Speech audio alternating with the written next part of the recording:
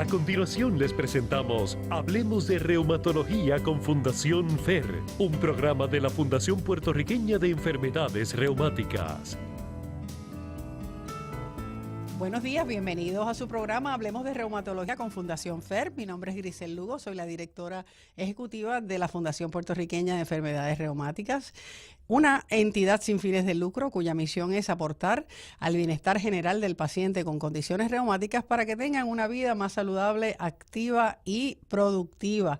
Como todos los sábados, este programa es auspiciado por Global Healthy Living Foundation y su entidad Creaky Joints, mejorando las vidas de las personas con enfermedades crónicas a través de un mejor acceso a la atención, la educación, la defensa, el apoyo y la investigación centrada en el paciente.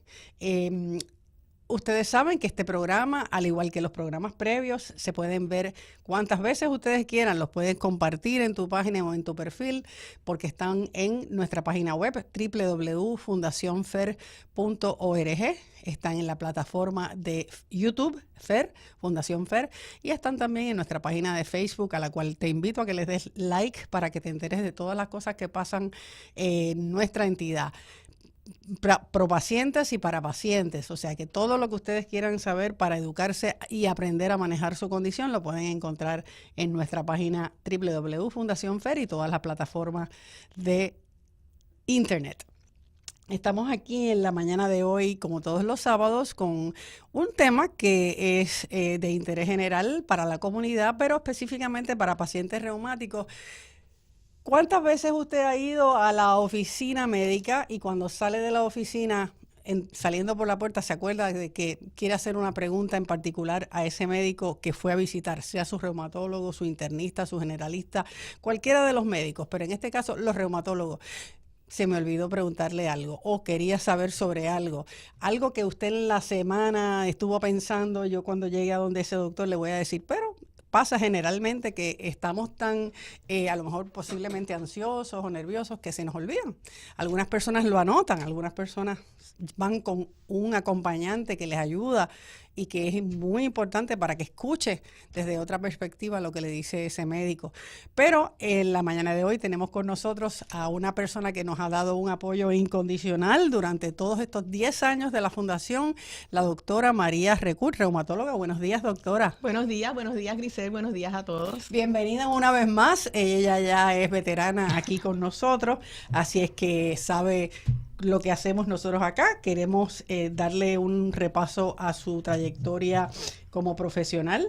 La doctora María Recut es especialista en reumatología en San Juan, Puerto Rico. Se graduó con honores de la Facultad de Medicina de la Universidad de Puerto Rico, el Recinto de Ciencias Médicas en Río Piedras.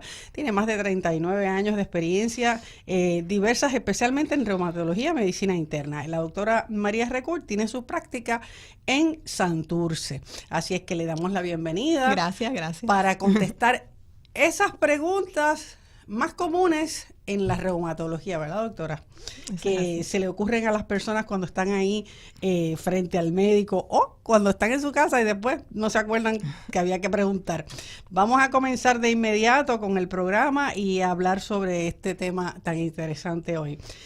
La primera pregunta o el primer planteamiento que tenemos es la situación de los opioides y el tratamiento de dolor en pacientes reumáticos. ¿Qué es ese tratamiento de opioides, doctora? Bueno, este es un tema muy importante y ha estado bien presente en los medios noticiosos porque se habla de una epidemia de uso y abuso de opioides.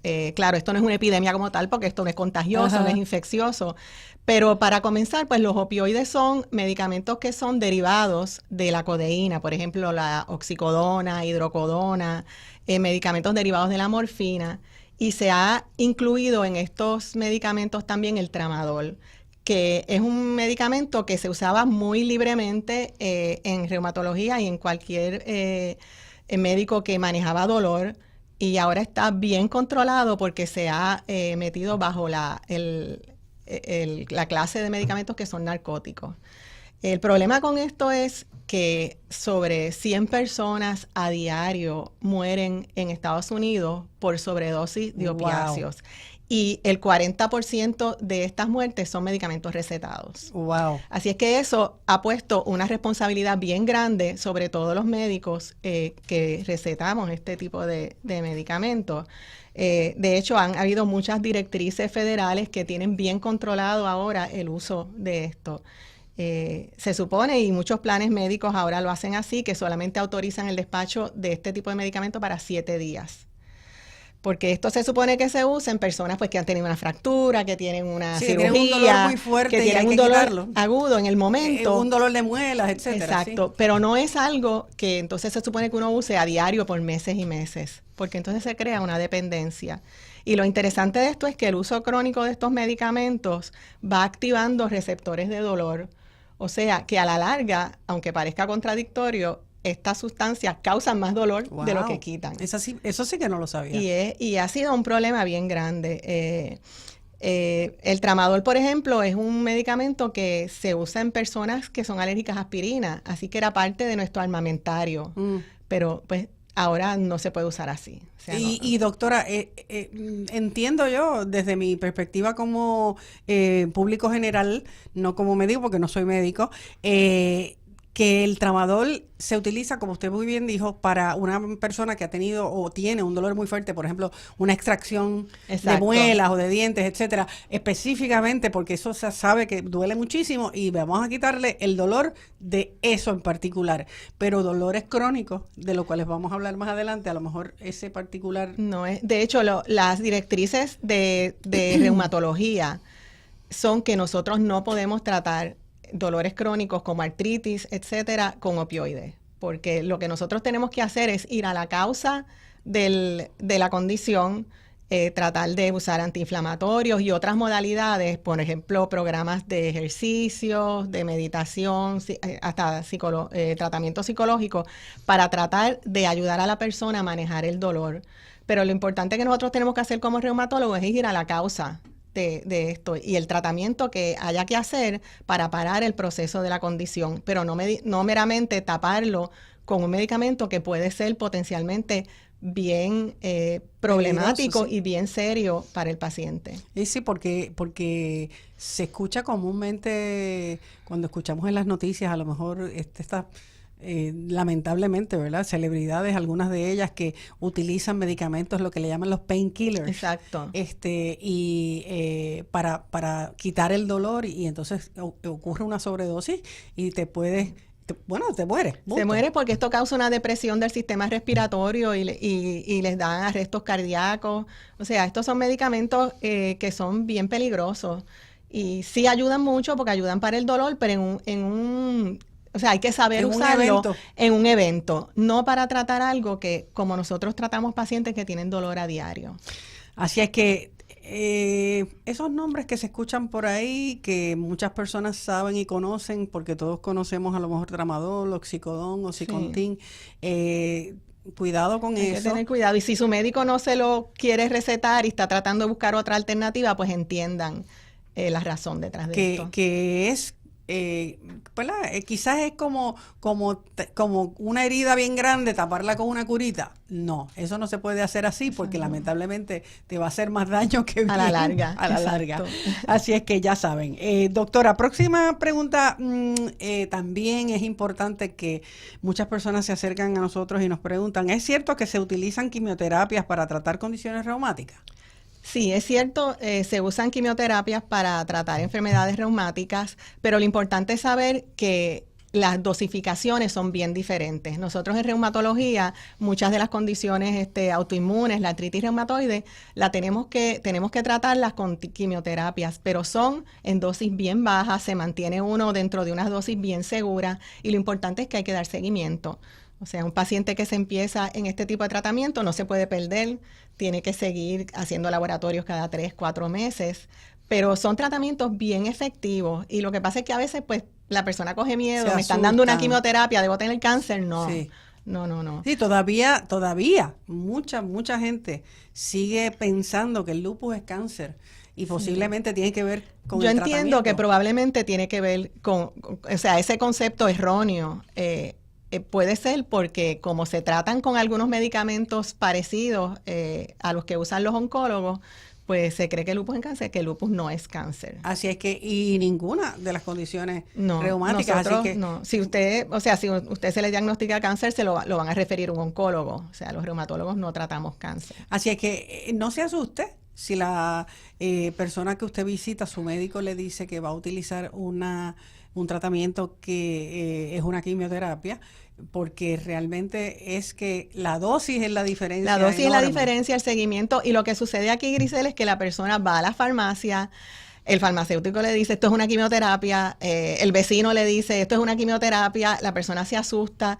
Hay que pues dialogar con el médico. Doctora, y no se asuste. y hablábamos fuera del aire también de lo que hemos hablado por todos estos programas pasados, y es que Doctor Google también dice que Doctor es una... Google lo sabe todo. Lo sabe todo, y a lo mejor no deberíamos de estar mirando ese tipo de, digo, es bueno educarse y, Sí. y obviamente siempre recomendamos fuentes que sean científicas para que haya pero como quiera, el médico que usted visita es el que tiene la última palabra, porque cada caso es Claro, único. y tiene que haber buena comunicación con el médico. O sea, sí, es bueno que la persona se informe, que lo busque en Google, pero una vez tiene esa información, discútala con su médico, porque su médico pasa mucho tiempo con usted, conoce su historial. No todo lo que lee en internet es cierto, de hecho la mayoría no lo es. No necesariamente, exacto. Así es que cuidado con eso. Doctora, muchas personas preguntan si tengo dolor en el cuerpo, ¿a quién debo visitar? ¿A un ortopeda, a un fisiatra, a un reumatólogo? Esta es la gran pregunta. Sí, es que o sea, yo entiendo que el navegar el ambiente médico es bien confuso.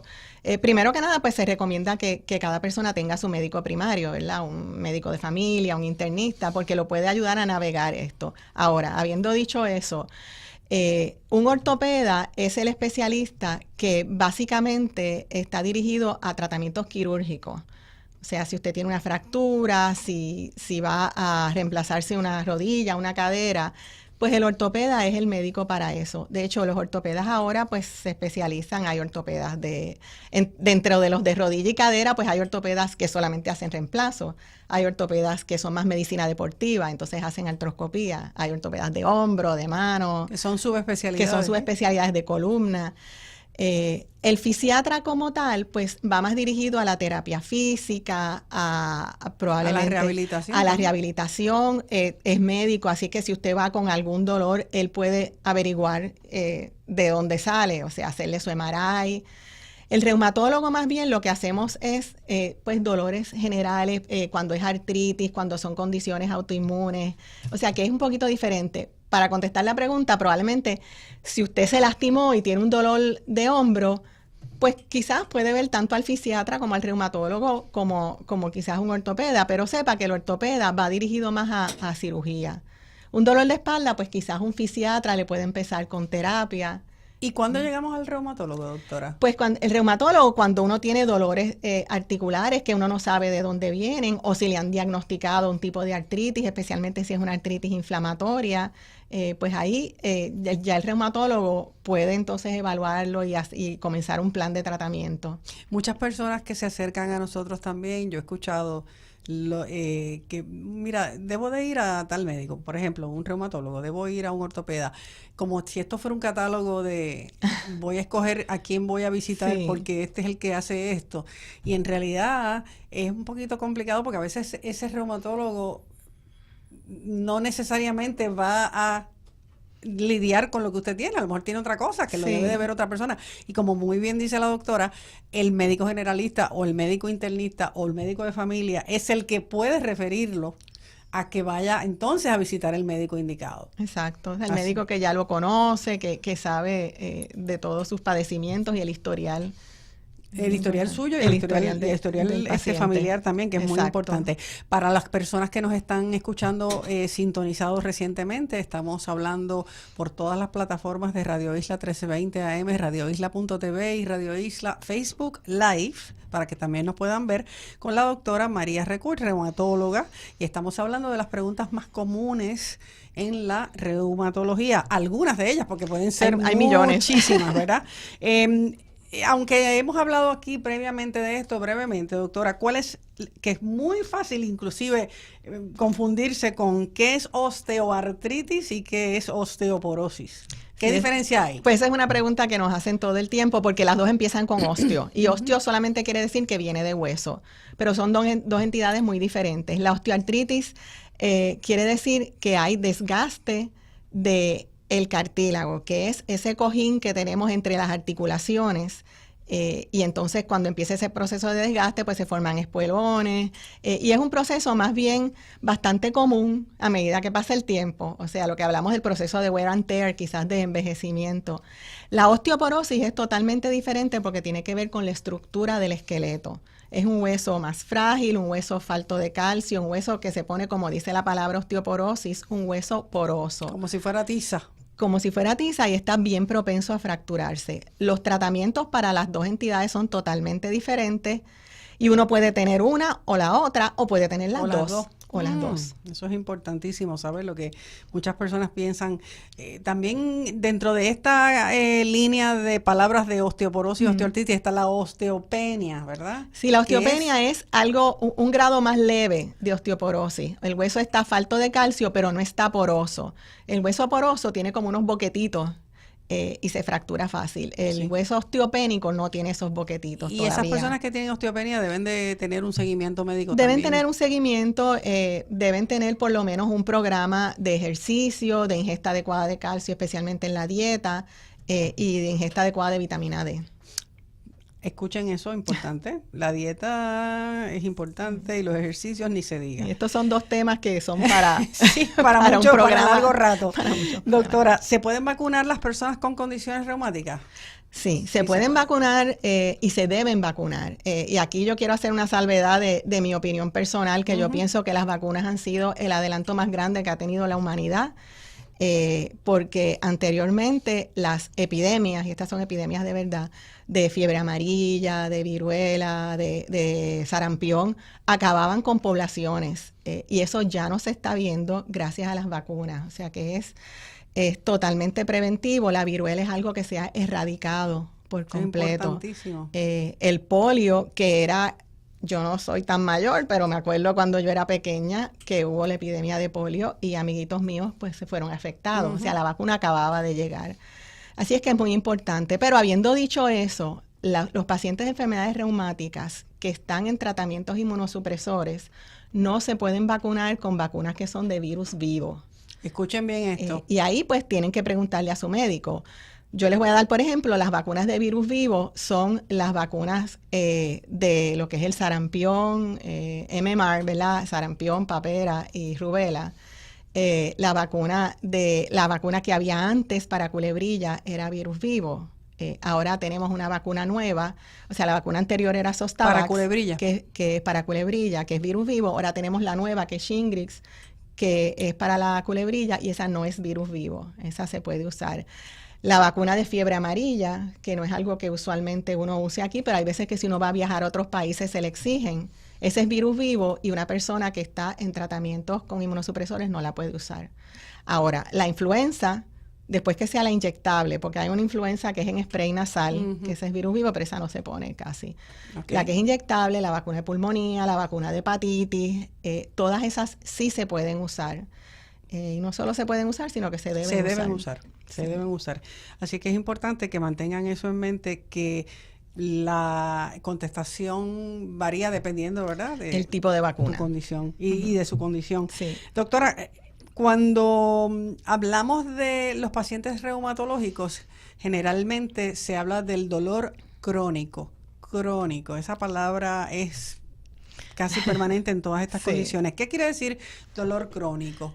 Crónico quiere decir que es algo a largo plazo, a diferencia del dolor agudo. El dolor agudo, como hablamos ahorita, es un dolor de muela, es un dolor por una fractura, que es a corto plazo. El dolor crónico o cualquier condición crónica es una condición a largo plazo. O sea, la artritis, ya sea inflamatoria, o la osteoartritis, son condiciones crónicas. Condiciones como la diabetes, como la enfermedad coronariana, que son tratables pero no curables.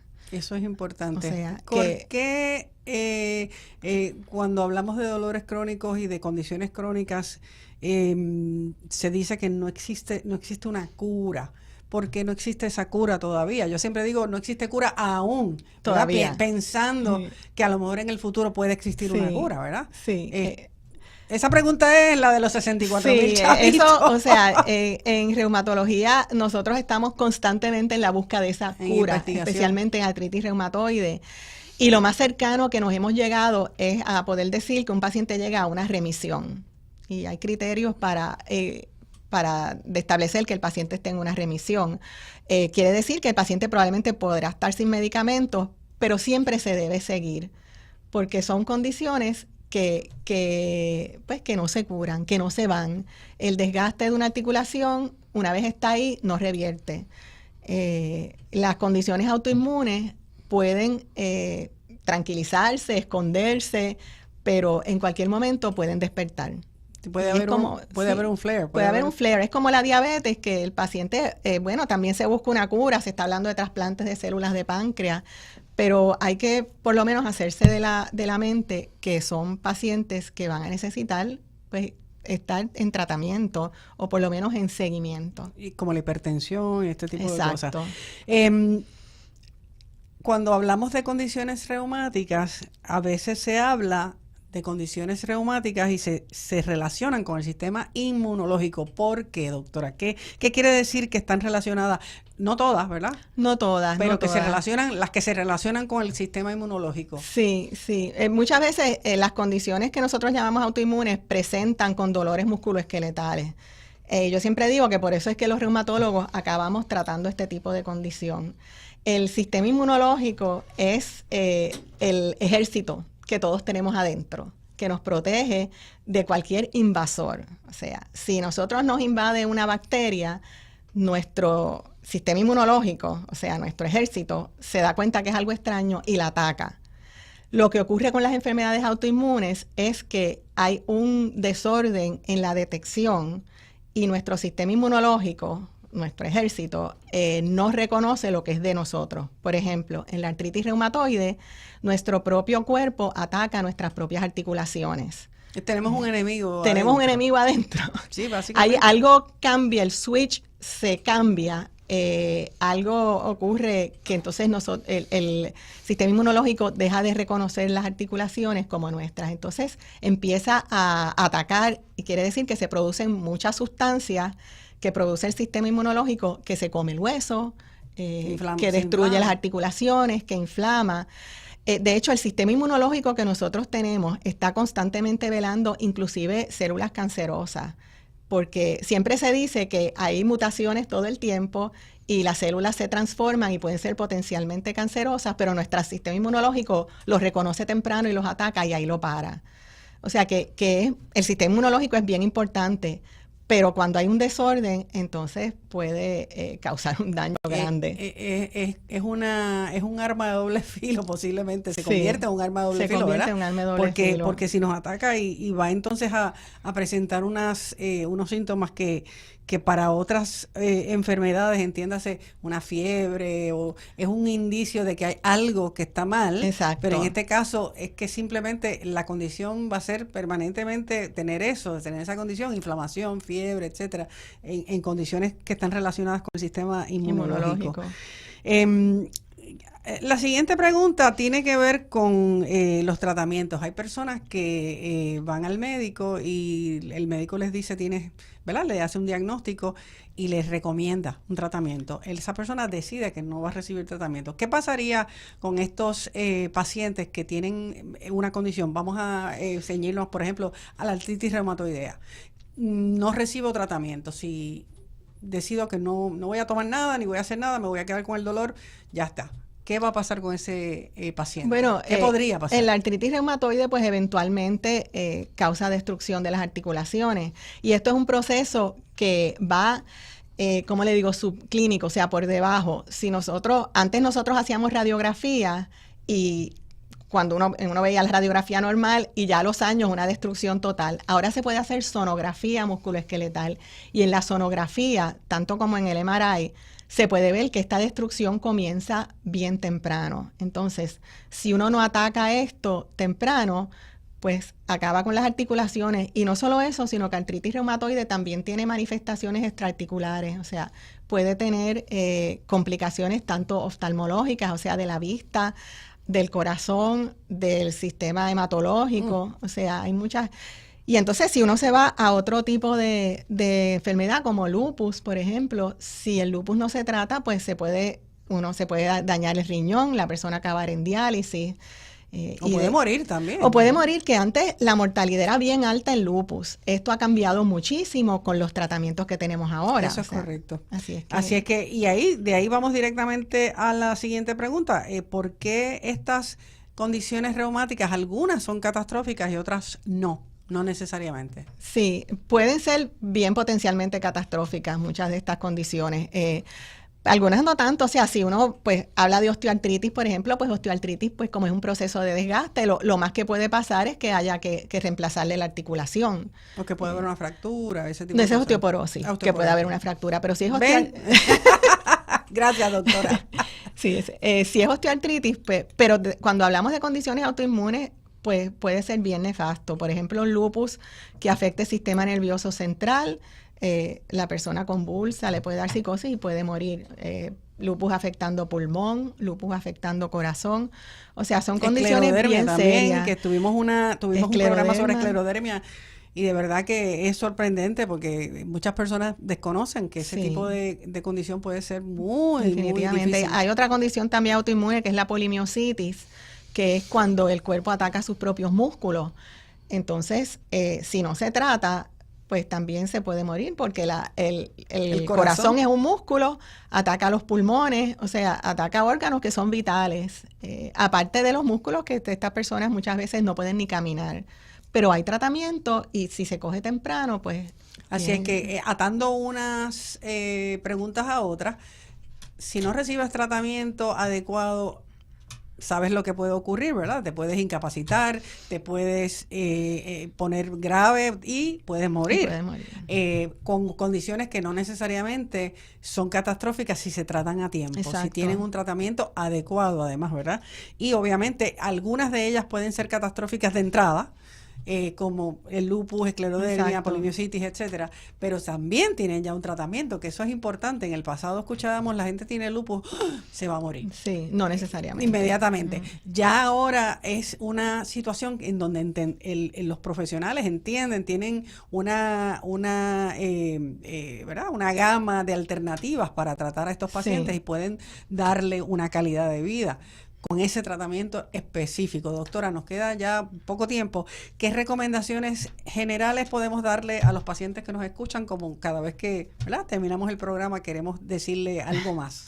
Pues yo creo que recomendación general, como dijo Grisel, si usted tiene alguna pregunta, apunte, o sea, haga una listita. Cuando vaya al médico, a veces uno va nervioso, hay mucha gente, tiene estrés de que pues el médico tiene prisa, pero no. Lleve la lista, pregunte, haga las preguntas, salga de las dudas, y la buena comunicación con el médico es lo más importante. Hoy día hay una cantidad inmensa de recursos, casi todos tenemos un teléfono que puedes anotar ahí mientras estás haciendo, espérate, déjame ver que se me olvidó, déjame escribirle esto para cuando voy a ver al médico, ya lo tienes ahí, así es que no hay excusa.